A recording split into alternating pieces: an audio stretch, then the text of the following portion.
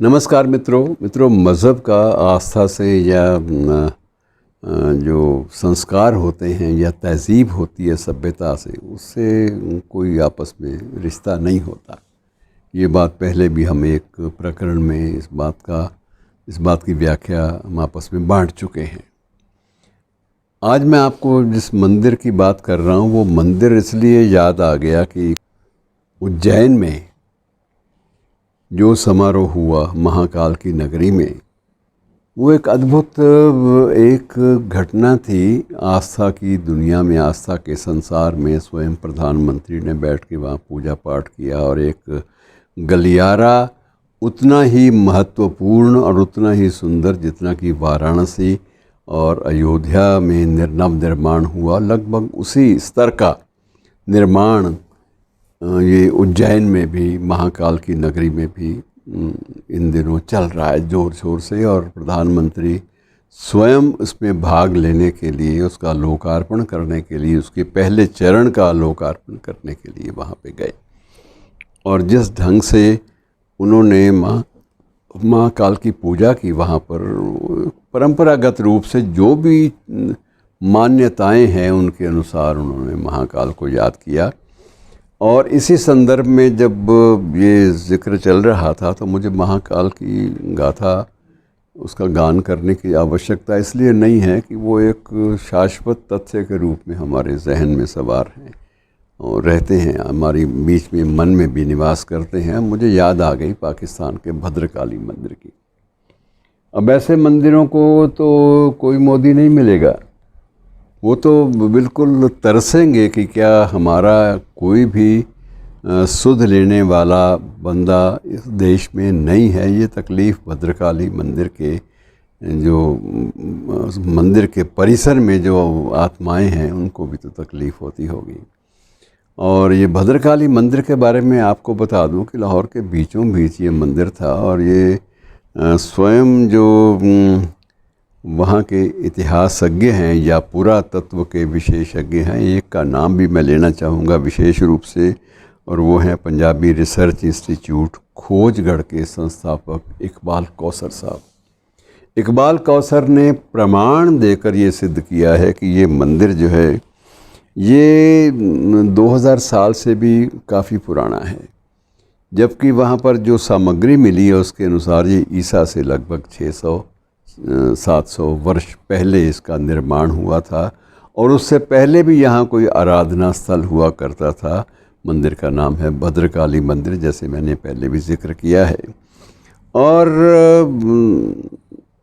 अब भी ये कौसर ने बड़ी खूबसूरत और दिलचस्प बात ये भी की है कि पाकिस्तान में चर्चों या मस्जिदों की उम्र इतनी नहीं है जितनी पुराने मंदिरों की है। तो ये मंदिर एक प्रकार से सिर्फ आस्था का केंद्र या किसी धर्म का केंद्र इनको ना माना जाए, ये हमारी विरासत का भी एक मुख्य केंद्र है। इन्हें उसी रूप में लिया जाना चाहिए और इनका रख रखाव जो है उसी रूप में होना ही चाहिए। अब थोड़ा सा भद्रकाली मंदिर के बारे में कर लेते हैं। तो भद्रकाली मंदिर के बारे में जो विवरण मैं जब 1988 में जब गया लाहौर, तो मुझे ये अवसर मिला कि मैं भद्रकाली शीतला मंदिर भी गया था मैं, जो अनारकली बाज़ार के बीचों बीच है। और इसी संदर्भ में मेरा मन हुआ कि भद्रकाली मंदिर को भी मैं देखा हूँ, दर्शन कर रहा हूँ अपनी आस्था के अनुसार। और भद्रकाली मंदिर में मैंने जाकर उसका बाकायदा सूक्ष्म अध्ययन भी किया और उसको बड़ी बारीकी से देखा। तो मंदिर के बीचों बीच खंडर अब भी गवाही देते हैं कि बीचों बीच एक केंद्रीय कक्ष भी था। और केंद्रीय कक्ष का मतलब उस वक्त कोई कथा कीर्तन होता होगा पुराने वक्तों में, या कोई सत्संग होता होगा, या हो सकता है कि आराधक लोग, जो भद्रकाली की आराधना को एक तांत्रिक आराधना माना जाता है, कि आराधक लोग शांत माहौल में वहाँ नेत्र मूंद कर अपनी आराधना उसको पूरा कर रहे हैं, उसको एक पूर्णत्व की ओर ले जाने का संकल्प ले रहे हों। तो कोई ऐसी आस्था का प्रश्न कोई ना कोई ज़रूर जुड़ा होगा, तभी वो सारे के सारे एक शांत वातावरण में वह परिसर जो था वो लगता था कि यहाँ अब भी भद्रकाली का पाठ बड़े धीमे स्वर से चल रहा है, ऐसा एहसास ये होता था। तो ये जो मंदिर है इसके बीचों बीच एक सरोवर भी था। केंद्रीय कक्ष तो था ही, उसके साथ साथ एक सरोवर भी था। हर मंदिर में एक परंपरा आपको मिल जाएगी कि एक पवित्र सरोवर ज़रूर होता है। वैसे तो ये पूजा गृह जो लगभग सभी पूजा गृहों में इसका प्रावधान होता है सरोवर का, चाहे वो एक पवित्र गुरुद्वारा हो या फिर मस्जिद में भी वजू के लिए अलग से स्थान होता है। तो ये जो जल का संबंध है आस्थाओं से, ये हर जगह जुड़ा होता है। और भद्रकाली मंदिर में भी एक विशाल सरोवर था जिसे पवित्र सरोवर के नाम से, सेक्रेड पॉन्ड के नाम से उन दिनों में याद किया जाता था। और इसमें जल सप्लाई के लिए आसपास, मंदिर के परिसर के आसपास 12 कुएं भी थे। तो कुओं में से जल निकाल कर सरोवर को बिल्कुल भरा जाता था। और सरोवर को जब देखते थे कि पानी कुछ ख़राब होने लगा है या गंदला होने लगा है तो उसकी सफाई भी की जाती थी। ये एक नियमित प्रक्रिया थी जिसमें कुछ निर्धारित अवधि में इनको पुनः भरा जाना कुओं के जल से, और पुनः उनको सब उसकी सफाई किया जाना, ये भी एक नियमित रूप से जो आस्थामय कार्यक्रम होते थे उनका एक अंग था। और इसके चारों दिशाओं में, पूर्व में, पश्चिम में, उत्तर में, दक्षिण में 4 विशाल फव्वारे भी लगे हुए थे। अब तो खंडहर बचे हैं, लेकिन खंडहर इस बात की गवाही दे रहे हैं कि यहाँ फव्वारे भी थे। और उन फव्वारों की कोई टूटी फूटी ईंटें, कुछ स्थल ऐसे हैं जो इस बात की पुष्टि करते हैं कि ये सब यहाँ पर मौजूद थे। और फिर उसके साथ साथ ही वहाँ मंदिर के ही परिसर में पुराने साधु संतों और तांत्रिकों की समाधियाँ भी हैं। क्योंकि साधुओं और तांत्रिकों और संतों को अक्सर ये देखा जाता है कि उनको समाधि दी जाती है, और जहाँ समाधि है वहाँ पर कोई ना कोई उनकी स्मृति में कुछ न कुछ निर्माण भी हो जाता है। जहाँ सनातन धर्म होता है वहाँ मूर्ति की स्थापना हो जाती है, और दूसरा कोई हो तो वहाँ कोई मज़ार या मकबरा जो है वो बन जाता है।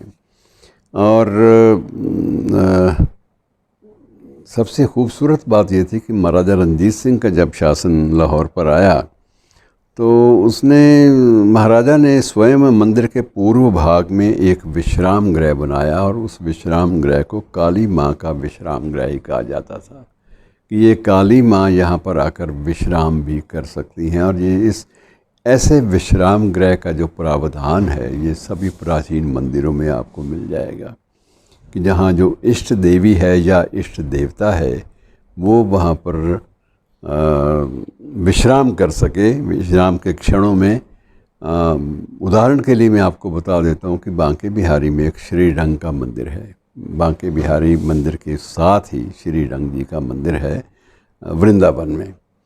तो वृंदावन में उसमें बाकायदा बंदूकधारी जो हैं वो अपना एक, जैसे महाराजाओं को, राजाओं को ले जाया जाता है, उनकी सवारी निकाल के संध्या के वक्त, संध्या पूजन के बाद श्री रंग जी को अर्थात कृष्ण जी को बाकायदा एक पालकी में सजाकर उनके शयन कक्ष तक छोड़ने जाते हैं। और शयन कक्ष कर छोड़ने के समय उनको बाकायदा बंदूकों की सलामी भी दी जाती है।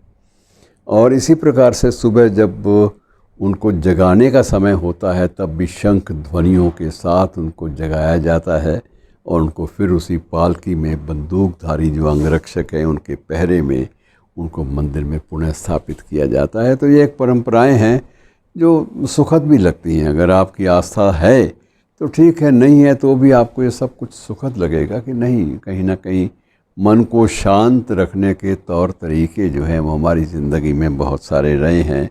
और एक बार ये भी हुआ कि नया निर्माण जब होने लगा था एक जगह पे, महाराजा रणजीत सिंह ने शुरू करवाया था, तो कुछ साधु संतों ने उसका बहिष्कार भी कर दिया।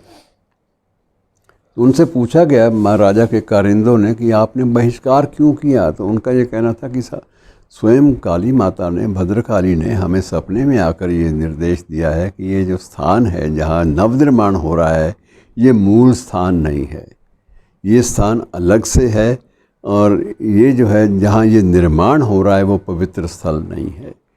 तो जब जांच की गई तो ये पाया गया कि ये उन साधु संतों की जो बात थी सपने वाली, वो सही थी कि वो नवनिर्माण पुरानी जगह पे नहीं हो रहा था, नए स्थान पर, नज़दीक ही था हालांकि स्थान, लेकिन वहाँ पर हो रहा था। तो इस प्रकार से बहुत सारी घटनाएं आस्था की ऐसे भवनों और ऐसे प्राचीन अवशेषों के यहाँ घटती रही हैं। धन्यवाद।